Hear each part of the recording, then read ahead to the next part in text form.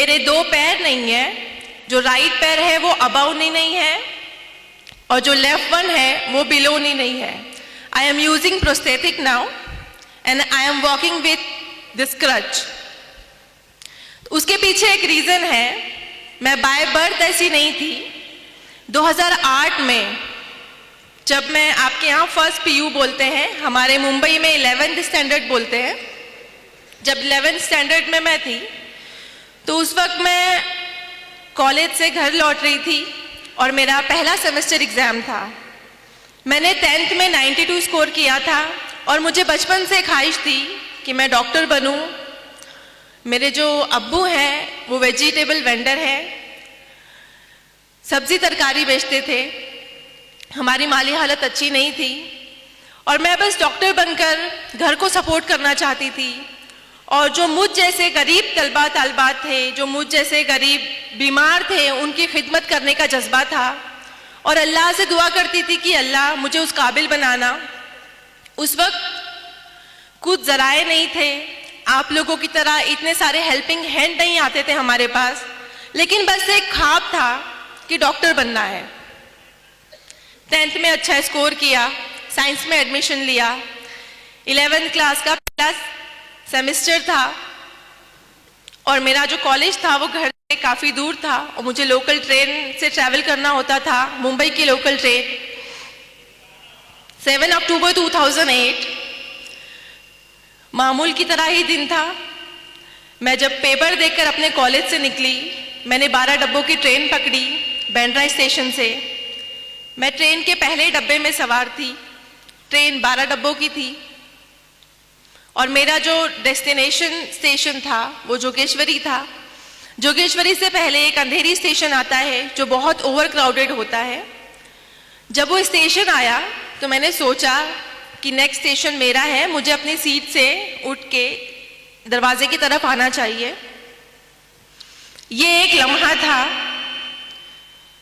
इस एक लम्हे में जब मैं अपनी सीट से उठी और दरवाजे की तरफ आई और दूसरे लम्हे में मैंने जब आंखें खोली तो वो 12 डब्बों की ट्रेन मेरी इतनी दूरी से, मेरे आंखों से बहुत तेजी से गुजर रही थी। एक लम्हे के लिए मैंने सोचा कि मैं कोई ख्वाब देख रही हूँ। मैं तो ट्रेन के डब्बे में थी, ट्रेन की पटरियों पे कैसे आ गई हूँ और ट्रेन इतनी तेजी से मेरे सर के ऊपर से कैसे गुजर रही है। बस एक वहम था कि अल्लाह करे ये ख्वाब हो, लेकिन मैं पहले डब्बे में सवार थी। वो 12 डब्बों की ट्रेन मेरे दोनों पहियों से कुचल के चली गई। किसी ने भी चेन नहीं खींची ट्रेन की और जब ट्रेन काफ़ी दूर जाकर रुकी और मैं जो ट्रेन से गिरी थी वो 2 स्टेशन के बीच में मैं गिरी थी चलती हुई ट्रेन से। किसी ने ट्रेन की चेन नहीं खींची और तब मुझे एहसास हुआ जब मैंने अपने राइट पैर को कटा हुआ देखा पटरियों पर। उससे बहुत हैवी ब्लीड हो रहा था and I was conscious there. मैंने अपने आज़ा को ब्लीड करते हुए देखा, एक लावारिस की तरह पटरियों पर पड़े होके मैंने यहाँ वहाँ नज़रें दौड़ाई कि एटलीस्ट कोई अल्लाह का बंदा आसपास हो जो मेरी हेल्प को आगे आए। 2 स्टेशंस के बीच में थी तो लोगों को आने में टाइम लगा और उस वक्त हमारे पास सेलफोन नहीं होते थे। अभी तो माशाल्लाह हर स्टूडेंट के पास सेलफोन होते हैं। तो मेरे पास फ़ोन डायरी थी। जब लोग आए मेरे पास, इकट्ठा हुए 15-20 लोग, तो मैंने हर एक से रो रो कर, गिड़गिड़ा कर उस हालत में मदद मांगी कि कोई अल्लाह का बंदा एटलीस्ट मेरे घर पे फ़ोन कर कर ये बता दे कि मैं इस हालत में यहाँ पर हूँ। क्योंकि बस मेरे जहन में उस वक्त एक बात चल रही थी कि मुझे लावारिसों की तरह यहाँ पर नहीं मरना। मुझे बस घर वाले मेरे साथ होने चाहिए जब मैं इंतकाल करूं, या उन्हें एटलीस्ट ये पता होना चाहिए कि मैं यहाँ पर इस हालत में हूँ। लेकिन अल्लाह की आजमाइश थी कि उस 15-20 लोगों में से किसी ने भी मेरी हेल्प नहीं की।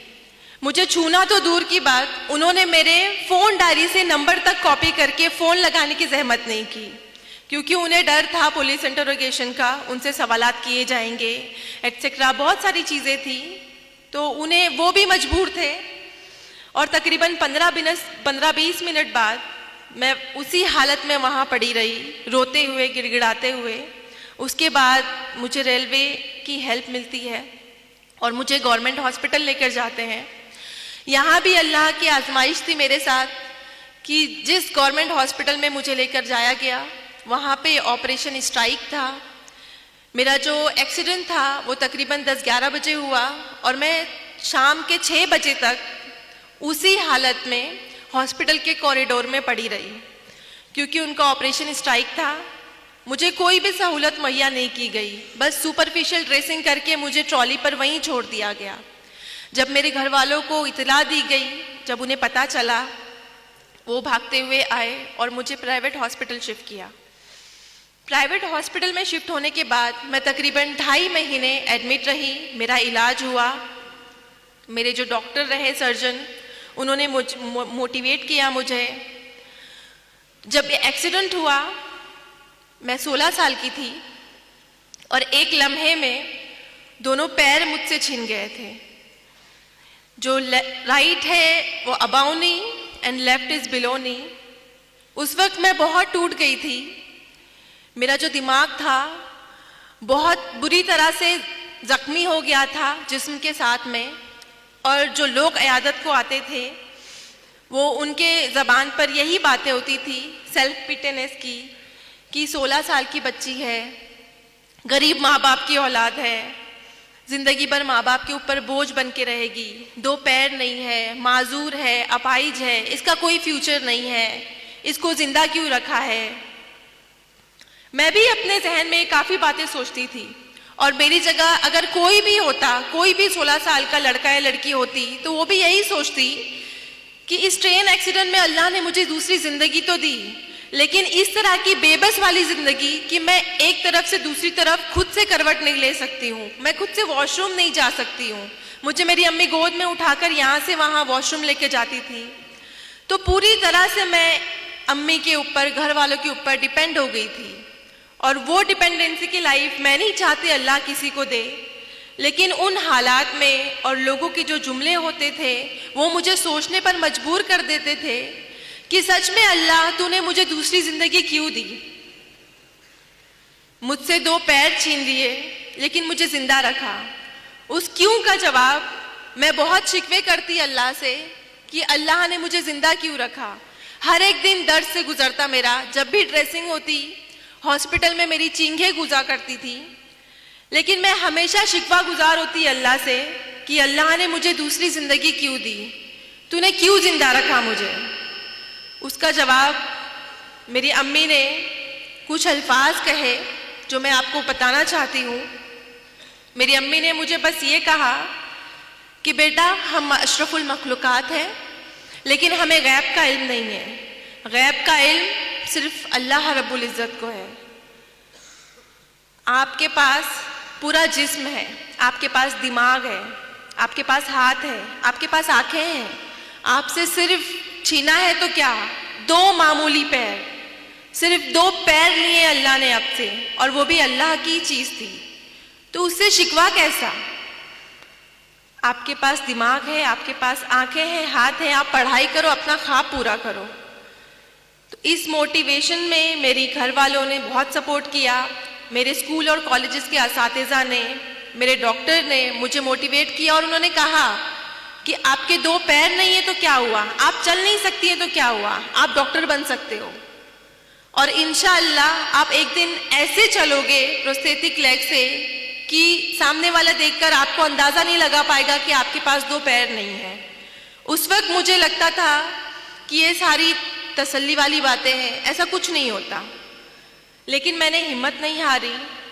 मैंने सोचा कि जब अम्मी कह रही हैं, सारे घर वाले कह रहे हैं कि अल्लाह ने कुछ प्लान किया है मेरे लिए जो मुझे अभी दिखाई नहीं दे रहा, मुझे सिर्फ मुश्किलें नज़र आ रही हैं कि मेरे पास 2 पैर नहीं है, लेकिन उसके आगे का अज्र शायद मैं नहीं देख पा रही हूँ, जिसके लिए मुझे मेहनत करनी है।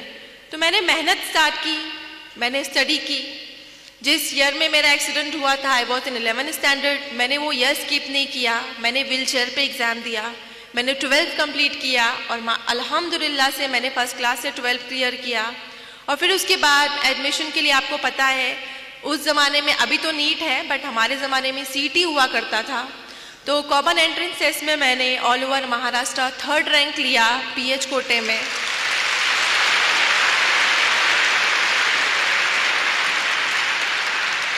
थर्ड रैंक लेने के बाद जिस तरह आपको खुशी हो रही है, मुझे इससे ज़्यादा खुशी हुई थी कि अल्हम्दुलिल्लाह मैं अपने ख्वाब के बहुत नज़दीक हूँ। और उसी दौरान मुझे ये प्रोस्थेटिक लगे, बायलैटरल जो प्रोस्थेटिक है मेरे नकली पैर, इससे मैंने चलना फिरना सीखा और मैंने 12 एग्ज़ाम क्लियर किया, सीईटी क्लियर किया। लेकिन यहाँ पर भी अल्लाह ने आजमाइश रखी मेरे लिए। मेडिकल में एडमिशन के लिए सारे डिसेबल पीपल को एक काउंसलिंग होती है, मेडिकल एग्जामिनेशन होता है और वहाँ पर हमारा डिसेबिलिटी परसेंटेज डिसाइड किया जाता है कि how much disable we are. तो वहाँ पे जब हम काउंसलिंग को गए, बहुत सारे कैंडिडेट आए हुए थे, मैं भी उनमें से एक थी। जब मेरा एग्जामिनेशन किया उन्होंने, तो मुझे मेरे डिसेबिलिटी सर्टिफिकेट पे उन्होंने 89% डिसेबल लिखा। और मेडिकल में एक क्राइटेरिया है, 20 ईयर्स क्लॉ है कि कोई भी फिजिकल डिसेबल जो कैंडिडेट है, जो उम्मीदवार है मेडिकल में एडमिशन के लिए, वो 40 to 70 के बीच में डिसेबल हुआ तो ही एडमिशन के लिए एलिजिबल है, वरना उसे एडमिशन नहीं मिलता है। तो I was more than 70% disable that time, और तो मुझे मेडिकल में एडमिशन के लिए डिनाई किया गया कि आप 89% डिसेबल हो, आप 2 क्रचेस यूज करते हो, आपके पास 2 पैर नहीं है, तो आप मेडिकल में एडमिशन नहीं ले सकते हो, आप डॉक्टर नहीं बन सकते हो। उस वक्त जो मायूसी की लहर थी मेरे अंदर, वो मेरे एक्सीडेंट के वक्त से ज़्यादा थी, क्योंकि मैंने बहुत मुश्किलों से अपने आप को समेटा था। मैंने बहुत यकीन किया था अल्लाह की ज़ात पर कि अल्लाह ने मेरे लिए कुछ बड़ा रखा है, क्या पता इसी के ज़रिए मुझे डॉक्टर बनना लिखा हो। लेकिन जब डिनाई हुआ तो मैं बहुत फिर से मायूस हो गई। लेकिन वहाँ पर मेरे डॉक्टर ने मुझे सजेस्ट किया कि आपके पास एक और रास्ता है, आप नाउम्मीद मत हो अल्लाह की ज़ात से, आपके पास एक और जरिया है, आप बॉम्बे हाई कोर्ट में अपना केस फाइल कीजिए। मेरे लिए बहुत अनोखी बात थी, आई थिंक आप लोगों के लिए भी होगी, कि मेडिकल में या कोई भी इंस्टीट्यूट में एडमिशन के लिए एक बच्चा जिसके पास एक अच्छा रैंक है, जो एलिजिबल है, उसे बॉम्बे हाई कोर्ट क्यों जाना है। उस वक्त मेरी समझ में नहीं आया, लेकिन मैंने हिम्मत नहीं हारी और मैंने अल्लाह से दुआ की, बहुत गिड़गिड़ा के दुआ की और अल्लाह पर यकीन रखा कि अगर इस तरह अल्लाह मुझे इस मेडिकल में एडमिशन को दिलाता है तो मैं ये भी ट्राई करूँगी, मैं हारूंगी नहीं इस मकाम से। तो मैंने बॉम्बे हाई कोर्ट में मैंने 2011 में केस फाइल किया अगेंस्ट मेडिकल काउंसिल। वहाँ पे विदिन 2 मंथ मेरा सब कुछ ऑब्जर्व किया गया। वहाँ पे जो जज थे मोहित शाह सर, उन्होंने मुझे देखा और मेरे अंदर का पैशन देखा उन्होंने एक्चुअली। और उस वक्त मेरे हाथों में 2 क्रचेस थी, अभी तो मैं सिंगल यूज़ करती हूँ, बट 2 क्रचेस के साथ में मैं जब बॉम्बे हाई कोर्ट के अंदर दाखिल होती थी, उन्होंने मेरा एटीट्यूड देखा कि, और उस वक्त जब हियरिंग होती थी तो सारे फैसले मेरे अगेंस्ट होते थे कि मैं 89% डिसेबल हूँ, मेरे पास 2 पैर नहीं है, मेरे हाथों में 2 क्रचेस है, मैं कैसे पेशेंट को ट्रीट करूँगी, मैं कैसे एक जगह से दूसरी जगह जाऊँगी। तो सब कुछ मेरे अगेंस्ट था और मैं बहुत नाउमीद हो गई थी कि शायद मुझे यहाँ पे भी डिनाई मिलेगा। और मुंबई में ऐसा कोई केस नहीं था कि मोर देन 70% डिसेबल के बाद भी किसी को एडमिशन मिला हो। मेरा केस पहला केस था जो बॉम्बे हाई कोर्ट में गया। लेकिन जब आखिरी दिन था, मैंने खुद से हिम्मत जुटाई और मैंने खुद से एक अहद किया। 2008 में मेरा एक्सीडेंट हुआ था और 2011 में ये बॉम्बे हाई कोर्ट में मैं गई। तो इन 3 सालों में मुझे डर लगता था ट्रेन की आवाज़ से। जब भी मैं ट्रेन को देखती तो मुझे खौफ बैठता था, लेकिन मैंने खुद की हिम्मत जमा की और मैंने सोचा कि अगर आज मैंने इस डर को नहीं भगाया ना, मुझे ये प्रूव करना है कि मेरे हाथों में 2 क्रचेस है, इस ट्रेन ने मेरे 2 पैर छीने, लेकिन मैं इसी ट्रेन में सवार होकर बॉम्बे हाई कोर्ट जाऊंगी। और लास्ट डे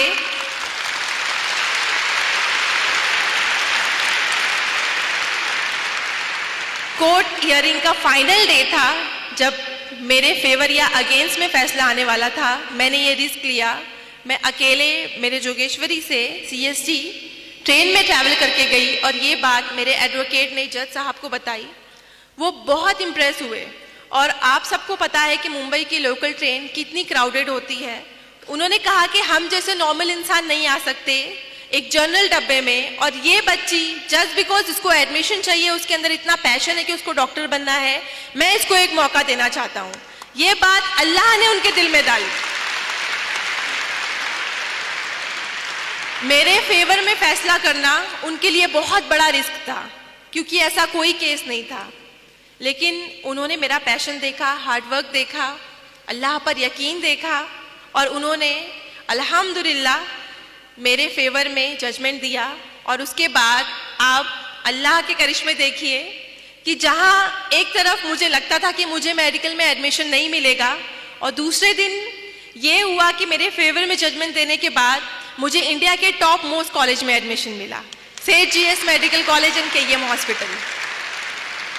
मैं बहुत ज़्यादा शुक्रगुजार हुई अल्लाह की, और मुझे यकीन हो गया और यकीन पुख्ता हो गया कि अल्लाह ने इतनी आजमाइशें लिखी तो है मेरी ज़िंदगी में, लेकिन मुझे नवाजा क्या जो मेरी हैसियत भी नहीं थी। मैंने कभी नहीं सोचा था कि मुझे इतने टॉप मोस्ट कॉलेज में एडमिशन मिलेगा, लेकिन मेरे ऊपर एक जिम्मेदारी थी कि मुझ पर भरोसा करके जो चीफ जस्टिस सर ने मेरे फेवर में सबके अगेंस्ट जाकर मेरे हक में फैसला सुनाया था, मुझे उनको सही साबित करना था। और मुझे उन तमाम लोगों को गलत साबित करना था जो अयादत के दौरान आते थे और मुझ पे ताने कस के जाते थे कि ये ज़िंदगी भर माँ बाप के ऊपर बोझ बनकर रहेगी, इसकी लाइफ में कुछ भी प्रोग्रेस नहीं होगा, ये हमेशा बेड रिडन रहेगी। मुझे उन सबको प्रूव करना था कि 89% डिसेबल होने के बाद, 2 पैर नहीं होने के बाद भी एक लड़की, मुस्लिम माशरे से ताल्लुक़ रखने वाली लड़की डॉक्टर बन सकती है। MBBS डॉक्टर बन के मुझे उन लोगों को गलत साबित करना था। 5.5 साल मैंने बहुत तकलीफ़ें उठाई। हमारे लेक्चर हॉल काफ़ी दूर होते थे, हर लेक्चर में मैं 10-15 मिनट लेट पहुंचती। एहसास कमतरी होता मुझे कि मैं लेट पहुंच रही हूँ, मेरा लेक्चर मिस हो रहा है, और 3-3, 4-4 घंटे नॉन स्टॉप खड़े रहना होता था। लेकिन मैंने इन सारी जो नेगेटिव बातें जहन में बनती कि मुझे दर्द हो रहा है, मुझे नहीं करना है, मुझसे नहीं होगा, इन सब को मैंने हटा के एक गोल फोकस किया। जैसा कि सर ने बताया कि अगर आपका गोल, आपने अपने गोल को फोकस किया है तो बाकी की जो नेगेटिविटी है वो आपको कभी भी रुकावट नहीं बनेगी। मैंने हमेशा एक गोल फोकस किया था कि मुझे MBBS करके लोगों को जवाब देना है, और मेरे जैसे जो जितने भी कैंडिडेट होंगे, जिनको भी डिनाई होता होगा या जो भी मायूस हो जाते होंगे, उनके लिए नई राह खोलनी है। मेरा एक मकसद था। तो मैंने 5.5 साल कड़ी मेहनत की, अल्लाह से दुआ की, और अल्लाह पर यकीन रखने का फल मिला। और 2016 में मैंने फर्स्ट क्लास से MBBS पास किया।